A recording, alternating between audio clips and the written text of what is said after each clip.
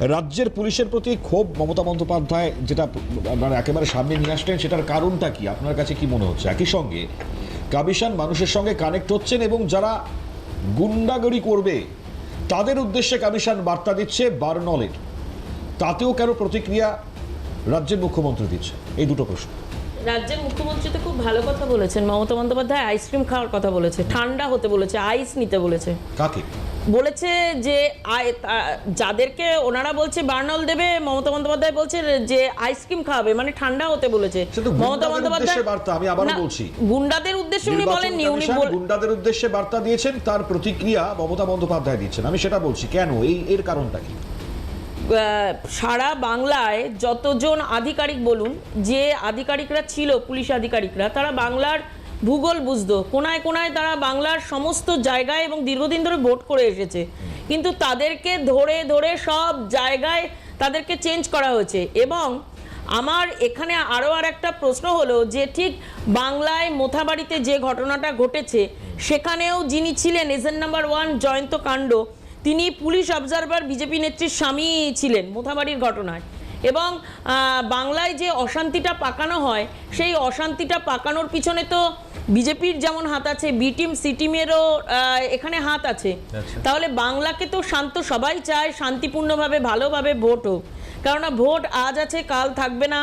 মানুষ তো শান্তিপূর্ণভাবে মানুষের স্বাভাবিক জীবনযাত্রায় ফিরবে, এবং এই ভোটের সময় যাতে বাংলাকে অশান্ত না করে, সেই জন্যই বারবার বিজেপি এই অশান্তিটা সবসময়ই বাংলায় করে থাকে। এবং সবথেকে বেশি আমরা দেখেছি সিপিএম আমলে যে সবথেকে বেশি মারা গেছে, ডেথের সংখ্যা বেশি, ভায়োলেন্সের সংখ্যা বেশি। কিন্তু 2011-র পর থেকে 2011-এ অনেক শান্তিপূর্ণভাবে নির্বাচন হয়েছে, কিছু অশান্তি আবার হয়েছিল 2021-এ। তাই মমতা বন্দ্যোপাধ্যায় এখানে তো কিছু মানে এমন কিছু বলেনি যে তাকে বলা যায় আর কি। না, বিষয়টা হচ্ছে গিয়ে যে জগন্নাথ দেব আগেই হাত তুলে নিয়েছে, তারপরে দেবাদিদেব মহাদেবও হাত তুলে নিয়েছে, এরপরে উনি ছুটতে ছুটতে গেছিলেন ঈদের মঞ্চে, সেখান থেকেও নিরাশ হয়ে ফিরেছেন। এবার উনি মা কালীর শরণাপন্ন, আমরা আশা রাখি মা কালীও হাত তুলে নেবেন, কারণ মমতা ব্যানার্জিকে হারতে হচ্ছে, এই সিদ্ধান্ত বাংলার মানুষের। এবার বিষয়টা হচ্ছে যে ট্রান্সফার নিয়ে কথা হচ্ছে। আজকে যে পুলিশ অফিসাররা দায়িত্বে আনা হয়েছে এবং যারা এই মোমেন্টে কাজ করছে, তারা সবাই বাংলার পুলিশ অফিসার।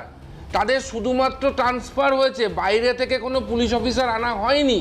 তাহলে তৃণমূল কংগ্রেসের এই যে স্পেসিফিক পছন্দ কিসের জন্য, যে আমার পুলিশ কমিশনার পদে এই অফিসারকেই চাই, আমার এসপি পদে এই পুলিশ অফিসারকেই চাই। পুলিশ অফিসার ছাড়া তৃণমূল কংগ্রেস কেন জিততে পারে না? তৃণমূল কংগ্রেস আগে এই অ্যান্সারটা দিক। এবার বিষয়টা আসে গিয়ে যে এই তৃণমূল কংগ্রেসের আজকের সময় দাঁড়িয়ে, যখন ধরে নিন তারা 15 বছর সরকার চালিয়েছে, আমি যে প্রসঙ্গটা দিয়ে শুরু করেছিলাম সেই প্রসঙ্গতে আবার ফিরে আসছি যে 15 বছরে তোমরা কি কাজ করেছো ভাই? শিক্ষা, স্বাস্থ্য, কর্মসংস্থানে কি কাজ করেছো? তোমরা উত্তর দিতে পারবে না। তোমরা একবার এসআইআর, একবার ইলেকশন কমিশন, একবার সুপ্রিম কোর্ট, একবার ইডি, একবার সিবিআই, এই আক্রমণ বাদ দিয়ে তৃণমূল কংগ্রেসের কাছে আপনি যদি কাজের খতিয়ান চান, আপনি পাবেন জিরো, কিচ্ছু পাবেন না, ফাঁকা খাতা। পরীক্ষার কথা হয়, পরীক্ষার খাতায় যদি লিখতে বলা হয় 15 বছরে কি করেছো, ফাঁকা খাতা তৃণমূল কংগ্রেসকে জমা দিয়ে আসতে হবে। কারণ তৃণমূল কংগ্রেসের কাজের খতিয়ান দেওয়ার কিছু নেই, তাই জন্য তৃণমূল কংগ্রেস এখন এই কাজ, এই কথাগুলো খতিয়ান দিতে পারবেন কাজের। আচ্ছা, প্রথমে আসি, আমরা হিন্দু তো 33 কোটি দেবতার পুজো করি, আমরা শুধু রামকে পুজো করি না। আর এই শুভেন্দু অধিকারী কথায় কথায় বলে জাগো হিন্দু, জাগো হিন্দু, কি ঘুমিয়ে পড়েছে নাকি? এখানে আমার কংগ্রেসের যে দিদি এসছে সেই কথাটাই বলেছে, হিন্দুকে আবার জাগাবে কি করে? হিন্দু তো জেগেই বসে আছে। 33 কোটি দেবতা আর 12 মাসে 13 পার্বণ করে। 12 মাসে 12 টাকা দিয়েছে বিজেপি, কোনোদিন কোনো উন্নয়ন করেনি। মহিলাদের জন্য যে পাশে দাঁড়ানো মমতা বন্দ্যোপাধ্যায় করেছে, তোমরা তো দিল্লিতে বলেছো, মহারাষ্ট্রে তো ল্যাটকি বাহন বন্ধ হয়ে যাওয়ার জোগাড়, ওখানে শ্রমিকরা টাকা পাচ্ছে না। মমতা বন্দ্যোপাধ্যায় তো টাকা করের টাকাতেই দিচ্ছে। আমরা তো 50-50 যদি কেন্দ্র রাজ্য হয়ে থাকে, তাহলে কেন্দ্র সরকার দিল না কেন? অন্নপূর্ণা ভান্ডার, ঠিক ভোটের আগে বলছে আমরা অন্নপূর্ণা ভান্ডার দেবো দেবো দেবো, বাংলার মায়েরা বোকা না।